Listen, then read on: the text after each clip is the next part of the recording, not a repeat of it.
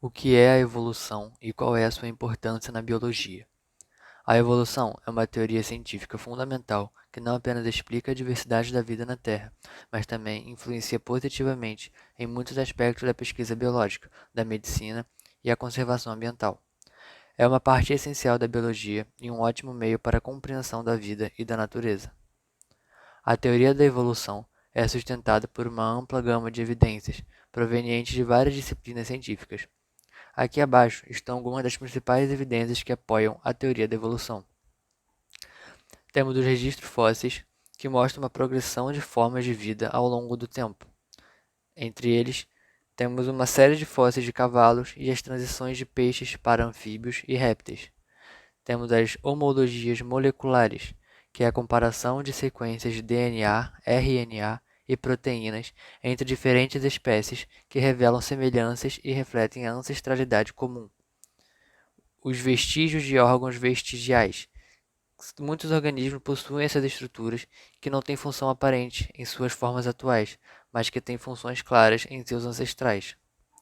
A anatomia é comparada em embriões. O desenvolvimento embrionário de diferentes espécies frequentemente exibe semelhanças notáveis, mesmo que essa semelhança não seja apenas em estágios posteriores da vida. Essas evidências, entre outras, fornecem um conjunto convincente de argumentos em apoio à teoria da evolução. Elas são consistentes com a ideia de que todas as formas de vida na Terra compartilham de um ancestral comum e que as espécies mudam ao longo do tempo por meio de processos evolutivos.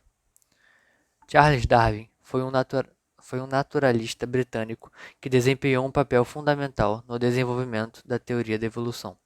Ele nasceu em 12 de fevereiro de 1809 na Inglaterra e faleceu em 19 de abril de 1882. Darwin é mais conhecido por seu livro A Origem das Espécies por Meio da Seleção Natural, que foi publicado em 1859. Ele revolucionou nossa compreensão da biologia e de toda a diversidade da vida na Terra. O papel de Darwin na teoria da evolução pode ser resumido da seguinte forma: por meio de suas viagens, por meio de suas viagens a bordo do Beagle, que, ao serviço da Marinha Real Britânica, empreendeu 3 viagens de exploração no total, o que proporcionou a ele uma visão profunda da diversidade das espécies e das semelhanças e diferenças entre elas. O desenvolvimento da teoria da seleção natural, ele argumentou que as espécies mudam ao longo do tempo, através da seleção de características favoráveis que conferem uma vantagem na sobrevivência e reprodução. O trabalho de Darwin revolucionou a biologia e teve um impacto duradouro em diversas áreas do conhecimento, incluindo paleontologia, genética, ecologia e antropologia. Sua teoria forneceu a base para a compreensão moderna da evolução das espécies, e ele é considerado até hoje um dos cientistas mais influentes da história. Segundo ele, as espécies se adaptam ao ambiente ao longo do tempo, através de um processo evolutivo que envolve a interação entre os organismos e seu ambiente. Esse processo de adaptação ocorre principalmente devido à seleção natural, que é um dos principais mecanismos da evolução. Tal mecanismo ocorre por meio de um processo, que pode ser explicado da seguinte maneira: começando pela variação genética inicial, onde toda a população de uma espécie possui variação genética. Isso significa que os indivíduos dentro da população têm diferentes combinações de genes, o que resulta em várias características. O ambiente mudando. O ambiente em que a espécie vive, ele não é estático, ele não fica parado.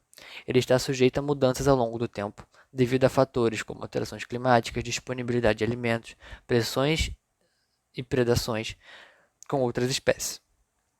A seleção natural, que é um dos principais fatores, quando ocorrem mudanças no ambiente.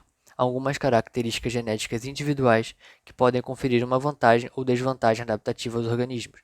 Por exemplo, em um ambiente mais frio, ter uma pelagem mais espessa pode ser uma vantagem.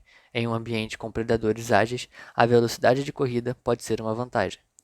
A sobrevivência e reprodução diferencial é quando os organismos que possuem características que os ajudam a sobreviver e se reproduzir com mais sucesso no ambiente específico têm uma maior probabilidade de deixar descendentes. A transmissão genética é a característica vantajosa que são transmitidas para a próxima geração, quando os organismos que as possuem se reproduzem e passam seus genes para seus descendentes. A acumulação de mudanças ao longo do tempo são as mudanças que, devido à seleção natural, resulta na adaptação da espécie ao ambiente específico em que ela vive.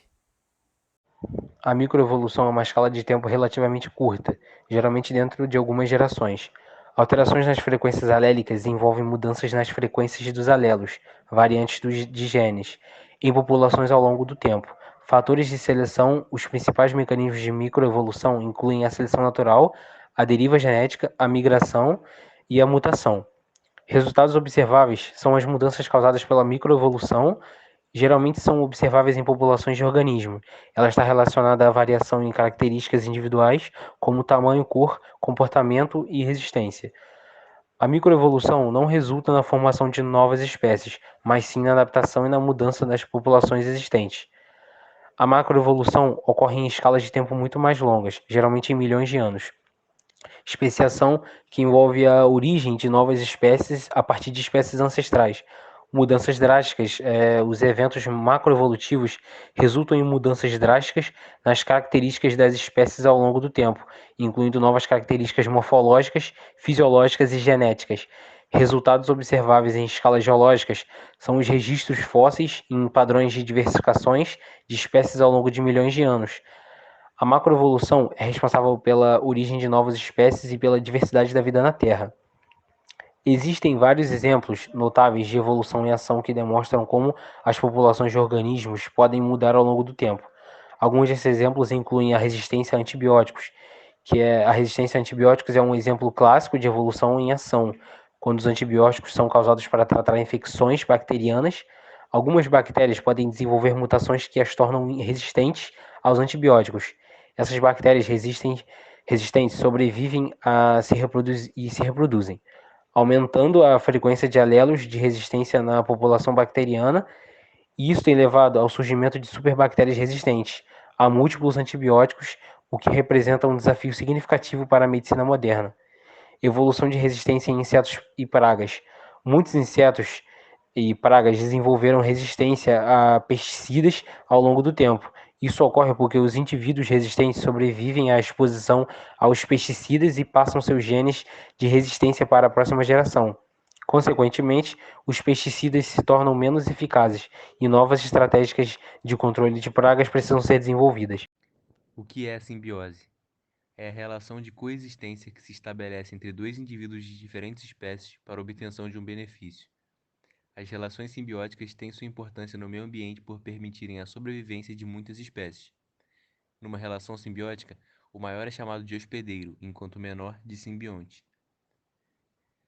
Classificações da simbiose. A simbiose pode ser classificada como obrigatória ou facultativa. Quando um ou ambos os seres vivos dependem um do outro para viver, a relação é denominada obrigatória. Quando não, é chamada de facultativa. Além disso, a simbiose pode ser classificada em conjuntiva ou disjuntiva. A simbiose pode ocorrer com ou sem ligação física. Quando essa ocorre, a relação recebe a classificação de conjuntiva. Quando não, é classificada em disjuntiva. Tipos de simbiose. Existem três principais tipos de simbiose. Dentre eles, mutualismo, que é caracterizado por trazer benefícios a ambos os envolvidos, podendo ser facultativa ou obrigatória. Comensalismo, relação onde apenas um dos organismos envolvidos é beneficiado enquanto o outro não sofre nenhum tipo de alteração.